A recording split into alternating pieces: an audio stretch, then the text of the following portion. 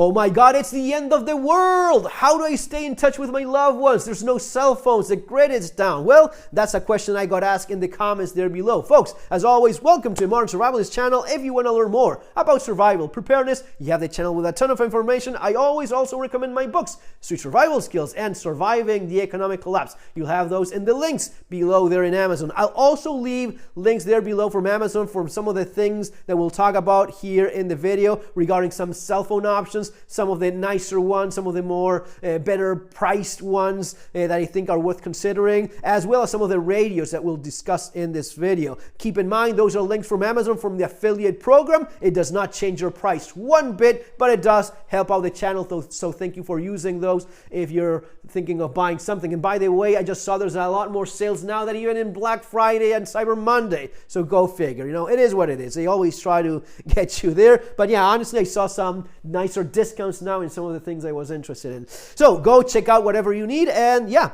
so the topic is this: how do I stay in touch? First of all, get yourself a proper cell phone. You don't have to spend a fortune. Yes, I will leave the link for the latest one in Amazon. That thing is like $1,200 or so. $1,000 on a cell phone. You know, you do you. This is very personal if that's something you really enjoy, but I really wanted the latest one. Okay. Honestly, what is it? Like a Google Pixel 8a? Those are pretty good too, and it's just a screen. It's a handheld computer with a big screen. Or at least for some of us, we like having a little bit of a smaller format. I like this one quite a bit. This kind of size.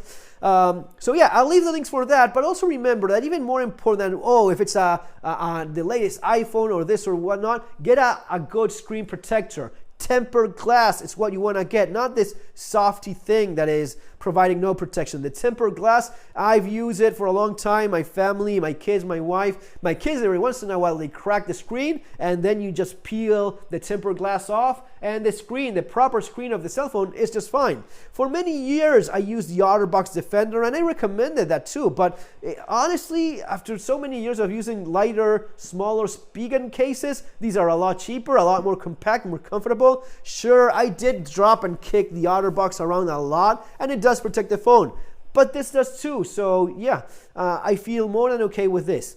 One more thing, get yourself one of these Nokia basic phones. One of the, what is it, like a burner phone, no, it's just a second line in a simple phone. You're not dragging it around like freaking Jason Bourne. It's not that, but it's something that you will have in case you need a second line, in case you want to have a phone with some important information attached to that specific line. At least for me, this phone does not leave the house. So it's like a second landline, so to speak, which you can just take around with you. Having a second line in a simple phone, I think it's absolutely worth it. You know, there's so many uses, you know, from important stuff in terms of banking, in terms of not giving away your first line maybe. So you can have a case for even having a second or even a third phone. Yeah, people will usually have their work phone and their personal phone, and then a third phone, for example, right? That is not unheard of. And no, it's not about having, lovers and this. No, it's just about having options of communication with the technology that is available, right? So enough about this. This is usually going to be fine. This is very reliable. What about when things go bad and that's not working? Well, these are things that I have addressed here in the channel many times, as well in my books. And here's where people start looking at radios, right? Your VHF, UHF radios. Oh, what is it I should buy? Should I buy the Baofeng UV5R? Yeah, sure, buy it. It's like $25. I don't know, maybe even cheaper today. I haven't checked. But yeah, sure. But you know what I really use a whole lot and recommend?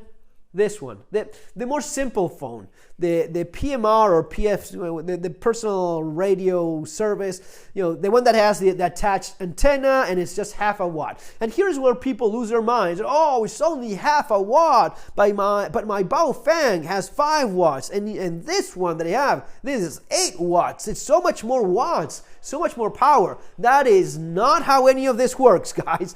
And here's the question, like, okay, like the comment that I got, hey, could you do a video about how I communicate when there's no phone? And people look at, okay, a walkie-talkie, right? How much distance do they have? And people read the label, the packaging. 3 miles, 2 miles, 5 miles. You know what the answer is?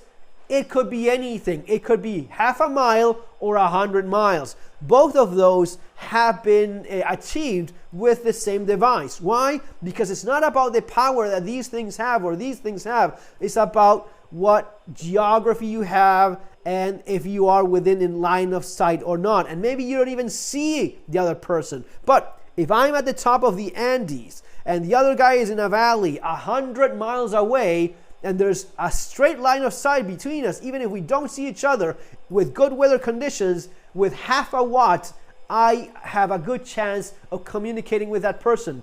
There's people that even communicate across the English Channel from France to UK with one of these reteves that is still half a watt, right? So it is a lot more important. And this is not a cell phone. This is completely different. You need to understand that the better line of sight you have and the less amount of trees, materials, buildings, the more likely you are to connect. It may be the case, and this happens to people all the time. Oh, I bought these walkie-talkies. It says 3 miles, and I can talk with my buddy half a mile down the street. Why? Well, because you're in a building, and the other guy is also in a building, and there's a bunch of buildings and trees and concrete between one another, and yeah, it's not going to work. Even more so if you have a mountain, right? If you're in this valley and you're on this other side of the mountain, yeah, going through all of this earth, that's not going to work. It's not going to bounce over. The more of a straight line of sight you have, the better chance you have of communicating. So understanding this is how you work around the limitations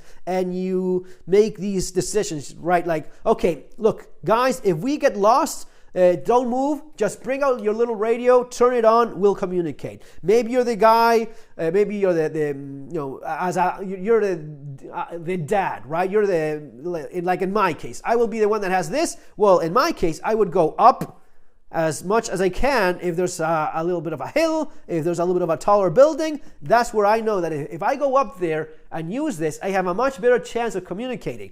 This is going to have a little bit more power, but it's not about the 8-watt difference. It is about being in line of sight or not. Once you understand this, everything starts making a lot of sense. You can see this in a number of YouTube videos. Even better, do like I did and go and test it yourself. You will see that it's exactly what I'm explaining. When you have a straight line of sight and good weather conditions, you will be much better likely to communicate at much further distances. This is the one I recommend. This is the one that I would say, yeah, get this one. You want to keep it simple. You don't want to complicate things. Get this one. Is the UV5R from Baofeng better? Sure, it has a ton more functions and it has a better battery, but it's also a little bit more complex. I mean, it is quite simple to use the basic functions, and once you know those, you can even communicate with these things, right? So let's say you have this, your kids have this, or everyone has a bunch of these, sure, but even if you have a different radio, as long as you're in the same frequency, you'll be just fine. They can communicate with you. You see that?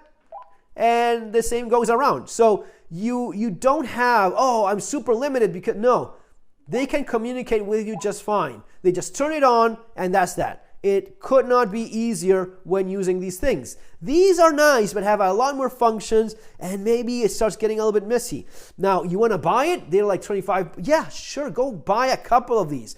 Heck, even keep extra in case you need it for like a neighborhood watch or whatever, or communicating with people that you care about within the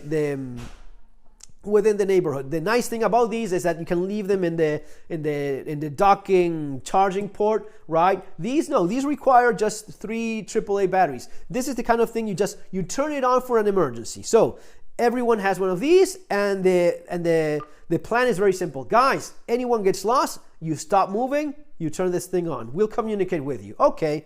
And if the grade goes down and your phone is not working, that's what we do. You know, the phone's not working, we turn it on and we communicate. So this is what I recommend because it's simple. This is Motorola. These are quite good, right? Even if it's half a watt and a fixed antenna, just simple, effective for most of those needs. Now, you're going to go on a longer hike. Yeah, I'll probably take this one on and keep it on and listen anything that's important. You also have an FM radio in here, and so a bunch of other functions. A lot of things you can do with these things. So they're great. Now, are they the best ever? Well, no. If you want to have some nice quality of, and I'll leave the links for that too, the Yaesu radios made in Japan, those are very nice, man. They're a lot more expensive, but sure, the quality is there. But these, great. And these are the ones I would recommend for when those things stop working in the middle of an emergency, right? You don't drag around a giant radio with a big antenna. Just have a little thing and you can communicate with other people that want to do the same. Folks, see you on the next video. Take care.